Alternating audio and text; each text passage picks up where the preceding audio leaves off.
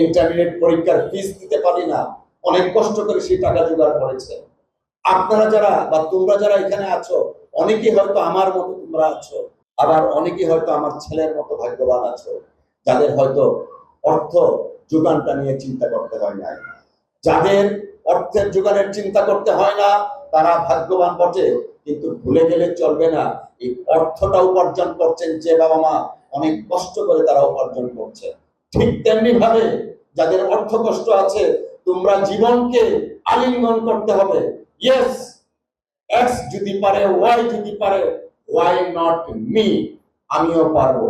আমি আমার নির্বাচনের সময় বিভিন্ন জায়গায় বলেছি, আমি যদি নির্বাচিত হতে পারি, হ্যাঁ, বাংলাদেশ জাতীয়তাবাদী দল বিএনপির মনোনয়ন পেয়ে আমি নির্বাচন করছি, কিন্তু নির্বাচিত যদি হতে পারি আমি সকলের এমপি হিসেবে দায়িত্ব পালন করব।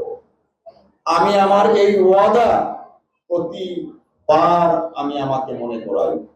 আমার এই ওয়াদা প্রতি ওয়াক্তে নামাজ শেষে আমি মনে করি যে আমি ওয়াদাবদ্ধ। অতএব আমি প্রত্যেকের প্রতি দলমত পথ নির্বিশেষে সকলের প্রতি আহ্বান জানাবো, এনাফ ইজ এনাফ। স্বাধীনতার পর থেকে কলমাকান্দা যে পরিমাণ উন্নয়ন হওয়ার কথা ছিল, আনফরচুনেটলি হয়ে ওঠেনি।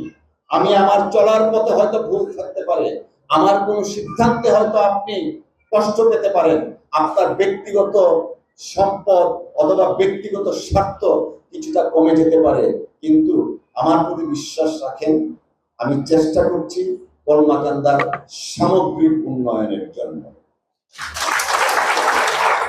যেন আপনি আপনার এই কলমাকান্দা নিয়ে গর্ববোধ করতে পারেন, আপনার সন্তান যেন গর্বের সাথে বলতে পারে আমি কলমাকান্দার সন্তান। আপনি যেন মৃত্যুর আগে দেখে যেতে পারেন যে কলমাকান্দা স্বপ্নের কলমাকান্দা হয়েছে। আমি জানি না কতটুকু করতে পারবো, বাট আবারও আমি বলছি, আমি আমার ওয়াদা জীবনে কখনো খেলাপ করি নাই। আমি যে ওয়াদা করেছিলাম প্রত্যেকের এমপি হিসাবে কাজ করব, প্রত্যেকের জন্য কাজ করব, আমি সেই ওয়াদাবদ্ধ।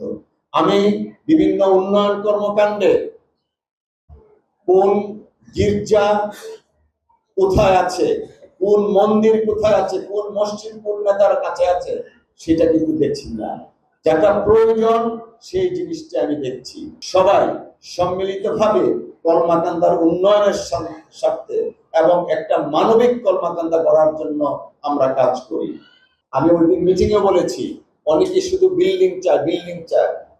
বিল্ডিং থাকবে, শিক্ষার মান থাকবে না, তা তো হতে পারে না। এবং বর্তমানে গণতান্ত্রিক সরকার আমি যতটুকু জানি কাজ করছে, যারা রিপিটেডলি খারাপ রেজাল্ট করছে তাদের এমপিও ভুক্ত থাকবে কিনা সেটা কিন্তু বিবেচনা করবে।